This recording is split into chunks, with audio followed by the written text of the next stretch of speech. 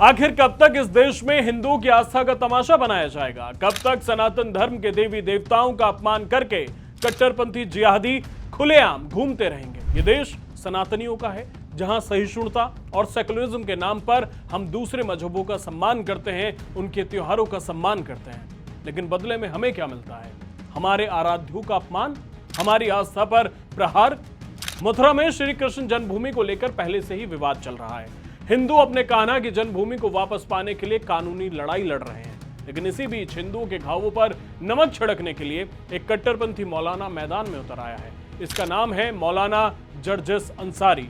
इसने भगवान श्री कृष्ण को लेकर जो घटिया बात की, उसे सुनकर किसी भी सच्चे सनातनी का खून खौल उठेगा।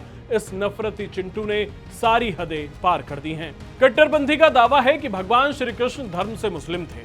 इतना ही नहीं, मौलाना ने यह भी कहा कि श्री कृष्ण दिन में 5 बार नमाज पढ़ा करते थे। मौलाना जर्जिस अंसारी ने अपने भाषण के दौरान श्रीमद् भागवत गीता के एक श्लोक का हवाला दिया। उसने दावा किया कि श्रीमद् भागवत गीता के श्लोक में भक्तों को निर्देश दिया गया है कि पूजा पूरे शरीर से करें। कृष्ण जी भी 5 वक्त की नमाज पढ़ा करते थे। यकीन ना आए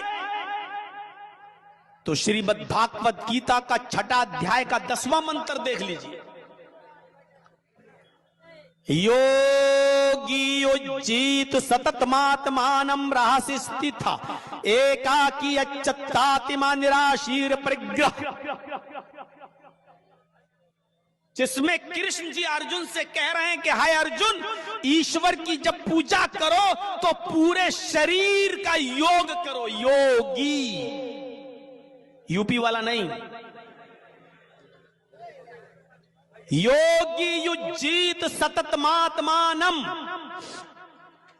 पूरे शरीर का योग करो। यानी पूजा सिर्फ खड़े होकर नहीं, पूरे शरीर के साथ होनी चाहिए और पूरे शरीर का योग होना चाहिए। आज हिंदू धर्म में चले जाइए, सिर्फ ऐसे हाथ उठाएंगे, ओम नमः शिवाय, बस हो गई पूजा। इस जिहादी मौलाना ने गीता के जिस श्लोक का हवाला दिया, उसका असली मतलब क्या है, यह जानना बेहद जरूरी है।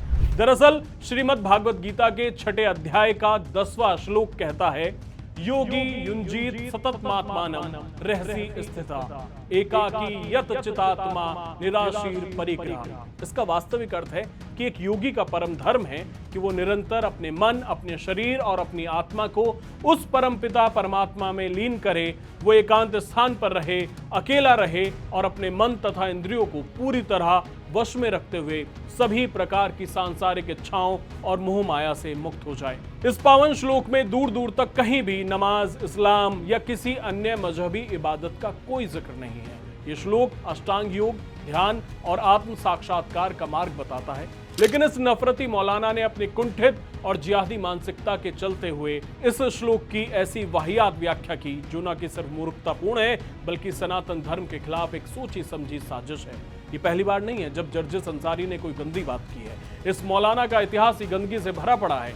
2022 में मौलाना ने खुले मंच से कहा था कि एक मुस्लिम महिला को हर हाल में अपनी पति की शारीरिक और यौन इच्छाओं को पूरा करने के लिए तैयार रहना चाहिए, चाहे वो प्रसव पीड़ा में ही क्यों ना हो।